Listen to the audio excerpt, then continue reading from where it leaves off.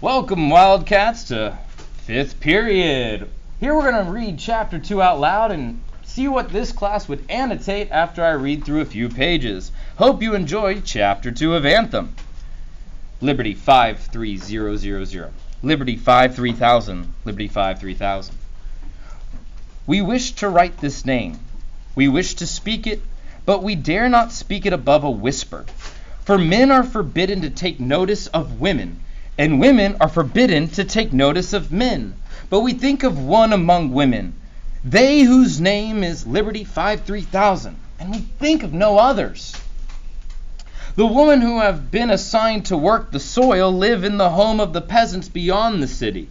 Where the city ends, there is a great road winding off to the north, and we street sweepers must keep this road clean to the first milepost. There is a hedge along the road, and beyond the hedge lie the fields. The fields are black and plowed, and they lie like a great fan before us, with their furrows gathered in some hand beyond the sky, spreading forth from that hand, opening wide apart as they come toward us, like black pleats that sparkle with thin green spangles. Women work in the fields, and their white tunics in the wind are like the wings of seagulls beating over the black soil. And there it was that we saw Liberty 53000 walking along the furrows. Their body was straight and thin as a blade of iron. Their eyes were dark and hard and glowing, with no fear in them, no kindness and no guilt. Their hair was golden as the sun. Their hair flew in the wind, shining and wild, as if it defied men to restrain it. They threw seeds from their hand as if they deigned to fling a scornful gift, and the earth was a beggar under their feet. We stood still. For the first time did we know fear, and then pain. And we stood still that we might not spill this pain more precious than pleasure. Then we heard a voice from the others call their name, Liberty 53000, and they turned and walked back. Thus we learned their name, and we stood watching them go till their white tunic was lost in the blue mist. And the following day, as we came to the northern road, we kept our eyes upon Liberty 53000 in the field. And each day thereafter we knew the illness of waiting for our hour on the northern road. And there we looked at Liberty 53000 each day. We know not whether they looked at us also, but we think they did. Then one day they came close to the hedge, and suddenly they turned to us. They turned in a whirl, and the movement of their bodies stopped as it slashed off. As suddenly as it had started, they stood still as a stone, and they looked straight upon us, straight into our eyes. There was no smile on their face and no welcome, but their face was taut and their eyes were dark. Then they turned as swiftly, and they walked away from us.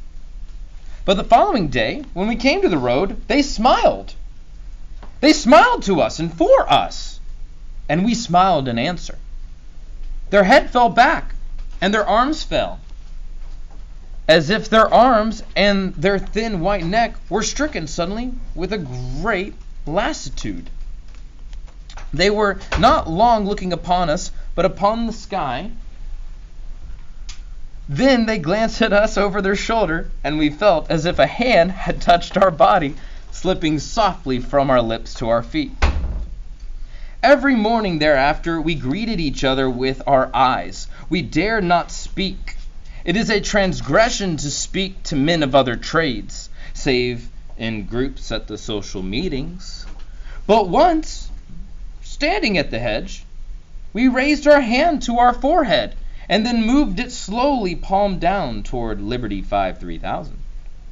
Had the others seen it, they could have guessed nothing, for it looked only as if we were shading our eyes from the sun. But Liberty 53000 saw it and understood. They raised their hand to their forehead and moved it as we had. Thus each day we greet Liberty 53000 and they answer, and no men can suspect. We do not wonder at this new sin of ours. It is our second transgression of preference. For we do not think of all our brothers as we must, but only of one, and their name is Liberty 53000.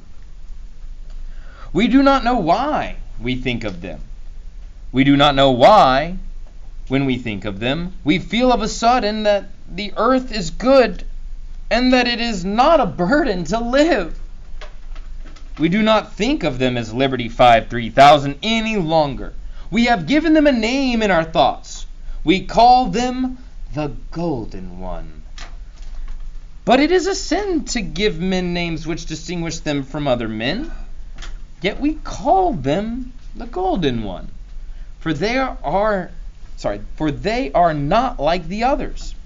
The Golden One are not like the others. And we take no heed of the law, which says that men may not think of women, save at the time of mating.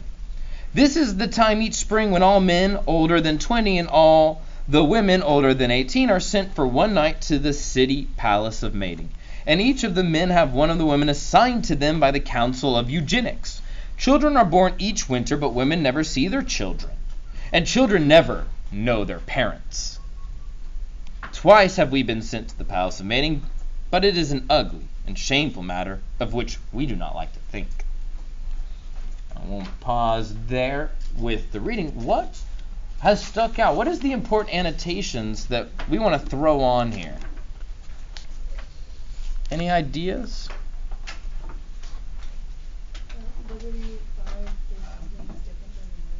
Yeah, so what should I highlight on which of my pages up here?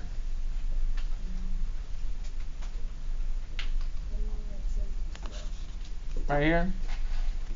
Kind of the description of Liberty 53000 and then his own personal preference to her. I think it might be later on this page, if not on the other one. Okay, sweet. So yeah. Liberty 53000.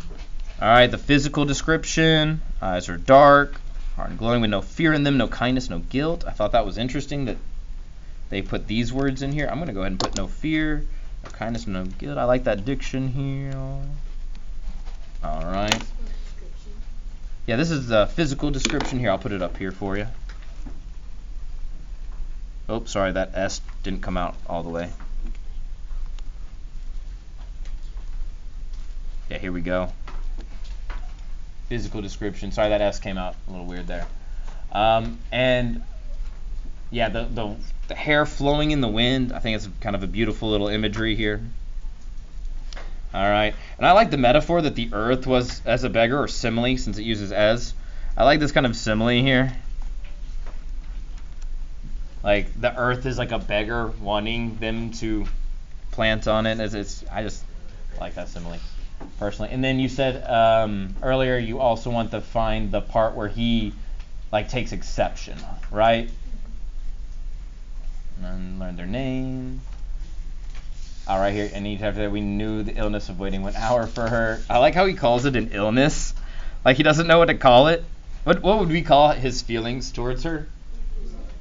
Love maybe, or crush. Yeah, for it. Yeah, it's kind of like he has a huge crush.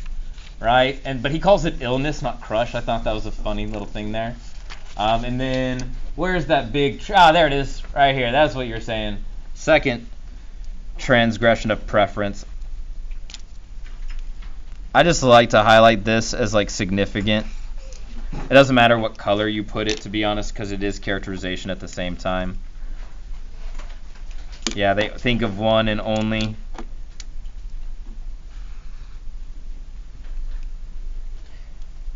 And I like this. Like, I don't know why we think of them. We do not know why. When we think of them, we feel of a sudden that the earth is good and that it is not a burden to live. Like, I do think this is like early stages of love, you know? Was there a particular moment in any of these paragraphs that I have displayed up here that you feel like we should annotate as either like significant or expand on the meaning of?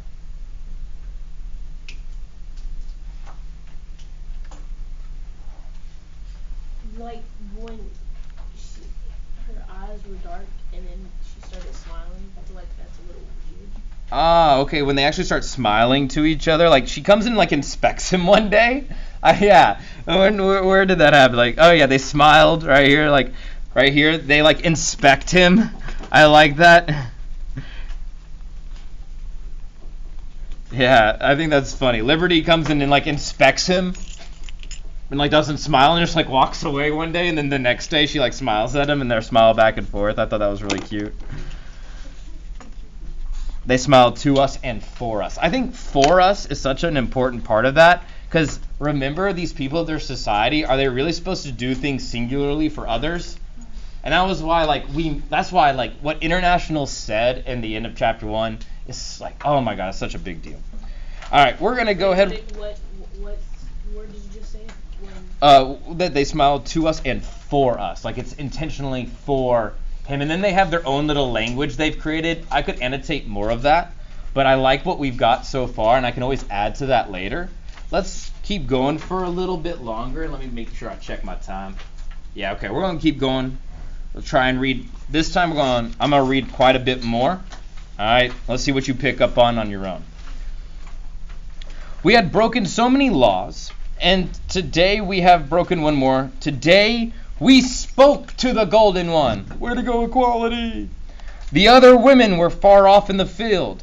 When we stopped at the hedge by the side of the road, the Golden One were kneeling alone at the moat which runs through the field.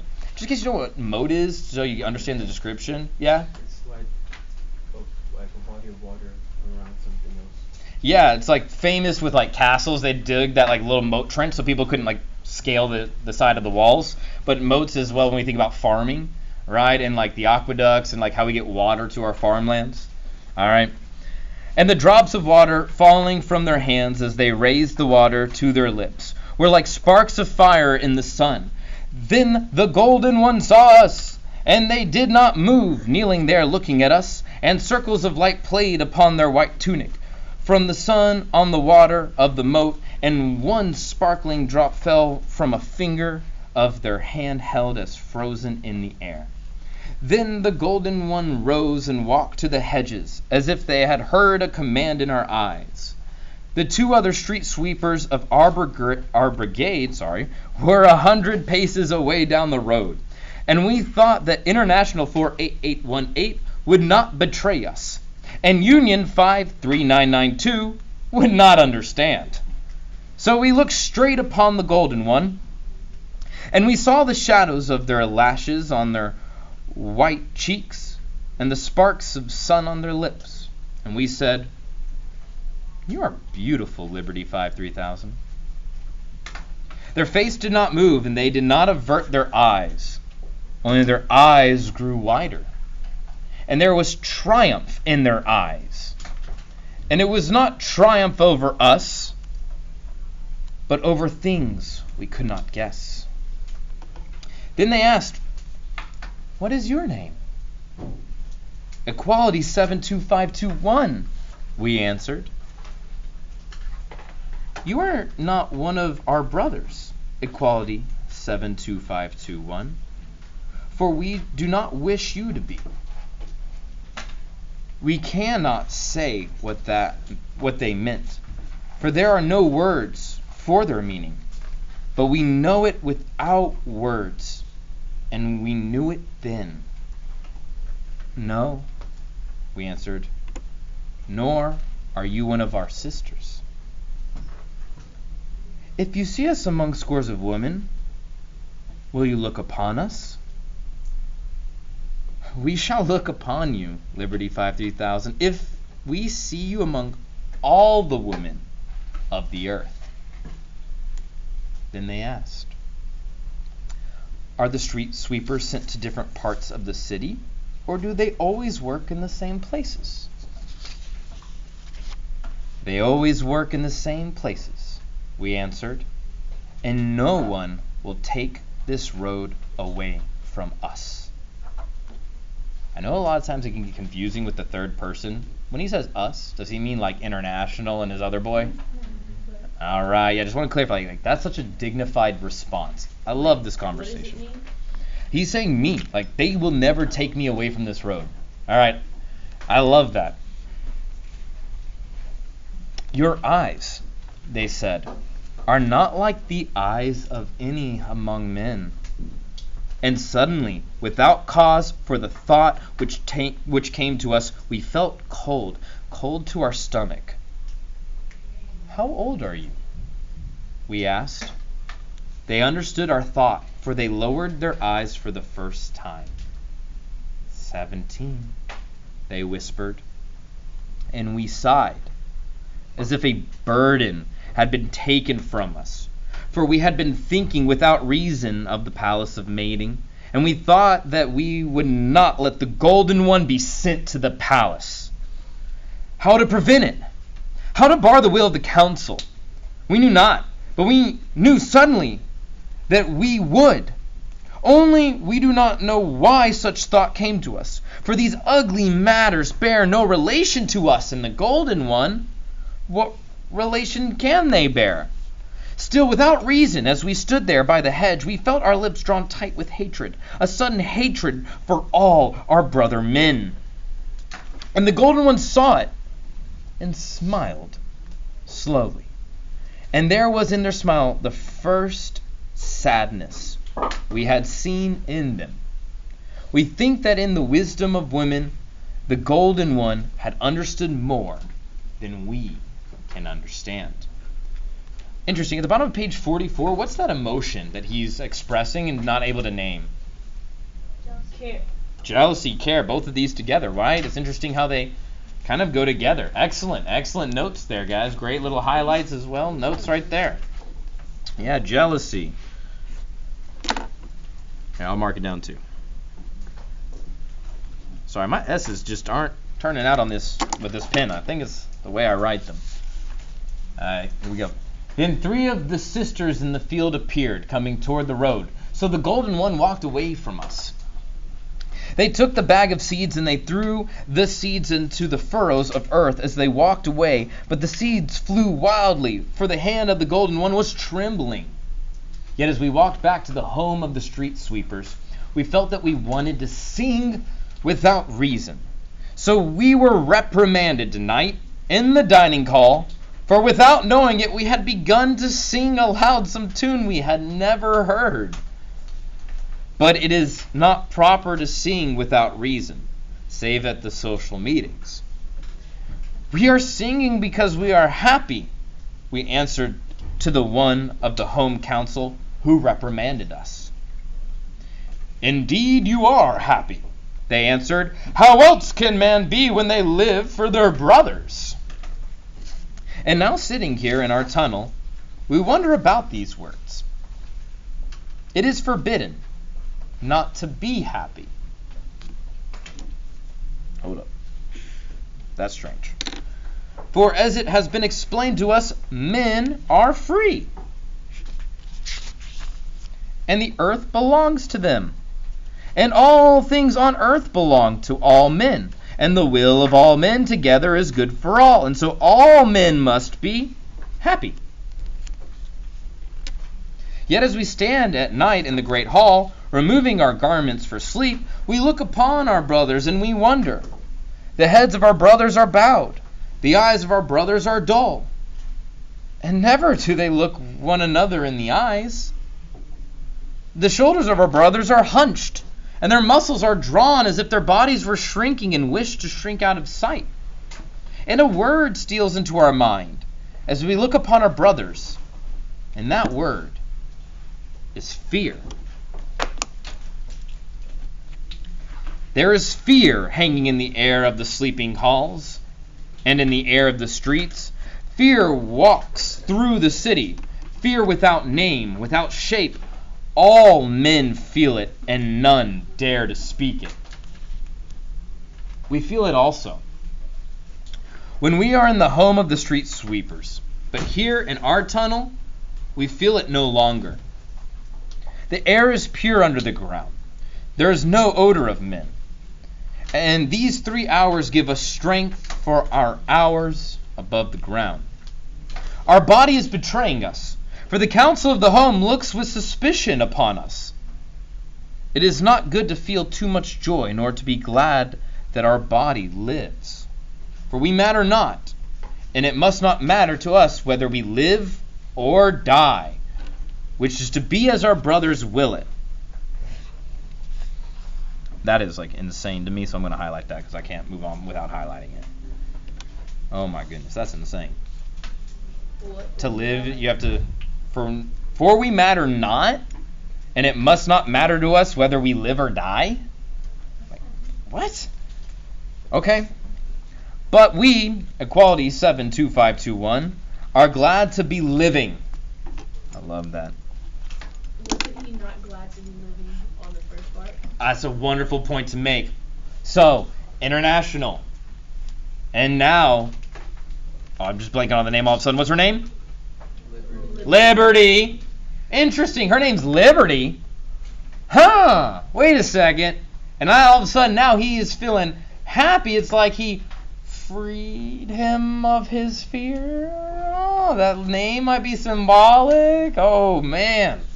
That might matter. All right. I wonder if his name might be symbolic or if International's name might be symbolic. We'll get to that. All right. Yet our brothers are not like us. All is not well with our brothers. There are fraternity 2, 5503, a quiet boy with wise, kind eyes, who cry suddenly without reason. In the midst of the day or night, and their body shakes with sobs they cannot explain.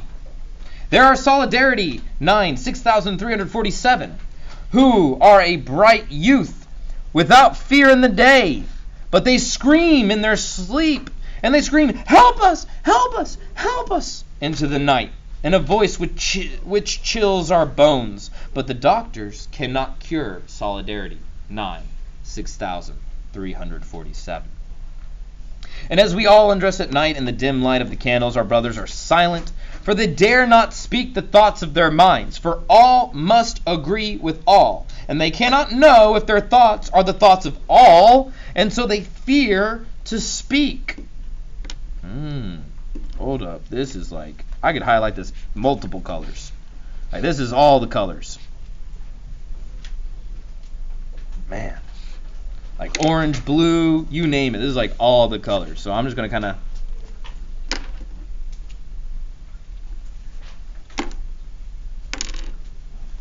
And they are glad when the candles are blown for the night.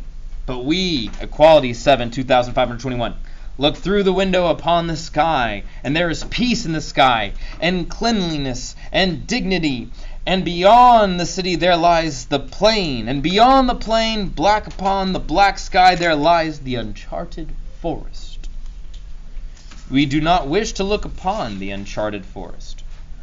We do not wish to think of it. But ever do our eyes return to that black patch upon the sky. Now I'm going to pause there for a moment.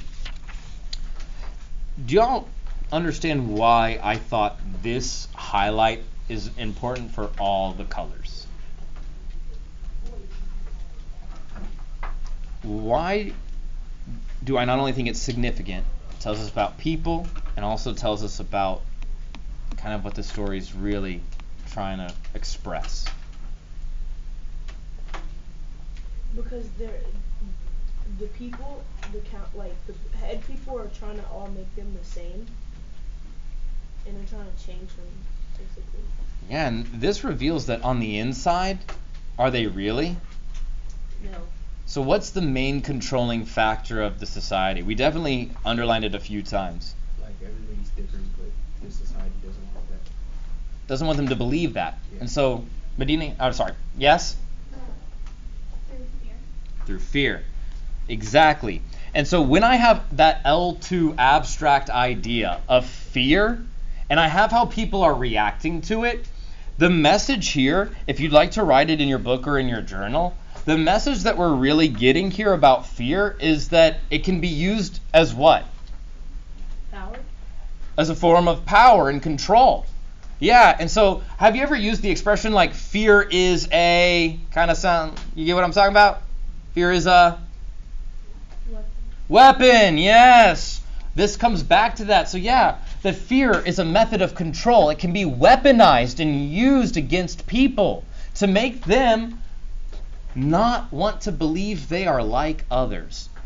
Fear can be used to make you believe you're not like other people. I wonder if people still use that tactic in our own modern society. And that's a wonderful closing thought for this section of this book.